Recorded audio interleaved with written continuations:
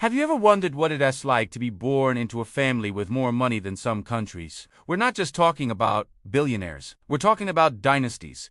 Families whose wealth has been passed down through generations, shaping economies and influencing global trends. Today, we're pulling back the curtain on the world's richest families, exploring not just their mind-boggling fortunes, but also their sprawling empires, the controversies they face, and the systems that help them stay on top. Let's start with the big one, the House of Nahyan, the ruling family of Abu Dhabi. Their collective wealth is estimated to be over $300 billion.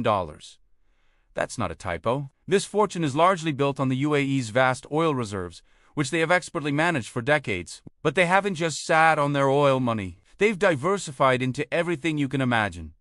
Finance, real estate, technology, and even sports. They own Manchester City Football Club, have stakes in SpaceX, and their investment funds are some of the most powerful in the world. Their influence is truly global, extending far beyond the Arabian Peninsula. Then, we have a name you've definitely heard.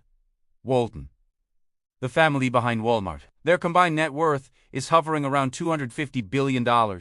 Sam Walton opened the first Walmart in 1962, and his vision of low prices and high volume created a retail behemoth. Today, the family still owns a massive chunk of the company, and the dividends alone keep their fortunes soaring. While Sam Walton was known for his frugal lifestyle, his heirs enjoy a different kind of life. They own incredible art collections, luxury homes across the country, and have a significant philanthropic presence through the Walton Family Foundation. Moving from retail to luxury goods, let's talk about the Hermes family. With a fortune of around $150 billion, this French dynasty has been crafting high-end leather goods, silk scarves, and perfumes for 6 generations. Hermes is synonymous with exclusivity and craftsmanship. Getting your hands on one of their iconic Birkin bags can involve a years-long waiting list. The family has fiercely protected its brand and ownership, successfully fighting off a hostile takeover attempt in the past. They maintain a tight grip on the company, ensuring their legacy of quality and prestige continues. And we can't forget the Mars family, the secretive clan behind the candy empire that gives us M&Ms, Snickers, and a whole lot more. Their wealth is estimated at over $140 billion. Beyond Candy, Mars Inc. is a massive player in the pet care industry, owning brands like Pedigree and Whiskas. The family is notoriously private, rarely giving interviews or appearing in public. They run their company with a set of principles they call the 5 principles, emphasizing quality, responsibility, and efficiency. This low-key approach has allowed them to quietly build one of the largest private companies in the world. So, how do these families live? Well, when you have billions, your property portfolio isn't just a house or two. We're talking about sprawling estates, private islands, and luxury penthouses in every major city, from New York to London to Hong Kong. The House of Nahyan, for example, owns palaces that are more like small cities, along with a collection of super yachts, including one of the largest in the world. The Waltons own ranches, the size of small states, and priceless art collections. For these families, property isn't just a place to live. It's a tangible asset, a status symbol, and an investment that appreciates over time. Now, let's get into a topic that everyone is curious about. Taxes. How do these families manage to hold on to so much wealth generation after generation? The short answer is very sophisticated financial planning. They employ armies of lawyers and accountants to navigate the complex world of tax law. They use tools like trusts, foundations, and shell corporations to minimize their tax burden legally. For instance, by placing assets in a trust, the wealth can be passed down to heirs without triggering massive inheritance or estate taxes that the average person would face.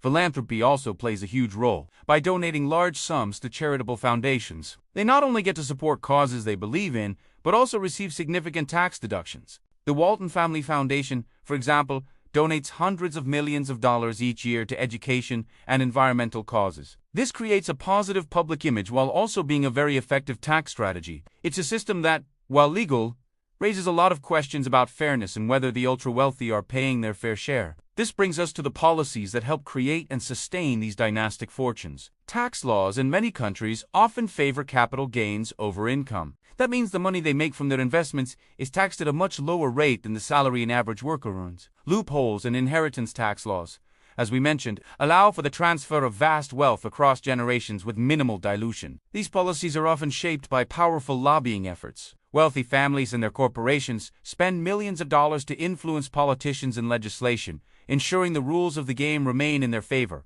It's a self-perpetuating cycle. Wealth generates political influence, which in turn protects and grows that wealth. Of course, with great wealth often comes great scandal. No family is immune to controversy. The Walton family, for instance, has faced decades of criticism over Walmart's labor practices, accusations of low wages, poor working conditions, and anti-union tactics have dogged the company for years, creating a stark contrast between the family's immense fortune and the struggles of their employees. The Koch family, another American dynasty with a fortune built on oil and chemicals, is famous for its political influence. Through a network of conservative and libertarian organizations, they've spent billions to push for deregulation and policies that benefit their business interests, often clashing with environmental and social advocates. Their deep involvement in politics has made them a lightning rod for criticism from the left. Even the refined world of Hermes isn't without drama. The family had to fend off a stealth takeover attempt by LVMH, the luxury conglomerate run by Bernard Arnault. It was a dramatic, multi-year battle in the corporate world, a clash of titans that showed just how fiercely these families will fight to protect their legacy and control. And the House of Neon, while largely respected for its role in modernizing the U.S., operates within an autocratic political system. This means issues of human rights, freedom of speech, and labor conditions for migrant workers are constant points of international concern and scrutiny. Their immense wealth is inextricably linked to a political structure that doesn't align with democratic values. So, what does this all mean? The stories of these families are more than just tales of lavish lifestyles. They are case studies in power, influence, and the systems that govern our world. They show how wealth can be built, preserved, and multiplied through business acumen, strategic investments, and favorable policies, but they also highlight the profound inequalities and ethical questions that arise when so much wealth is concentrated in the hands of so few. As we look at the world around us, from the products we buy to the policies that shape our lives, the fingerprints of these families are everywhere. Understanding their stories helps us understand the complex interplay of capital, power, and society. They are the modern-day royalty, shaping our world from behind the scenes, and their dynasties show no signs of fading away. Thanks for joining us on this deep dive into the world's richest families. It's a fascinating and complex topic, and we've only scratched the surface. If you found this interesting, make sure to like this video and subscribe to our channel for more content like this. Let us know in the comments which family you find the most fascinating. See you next time.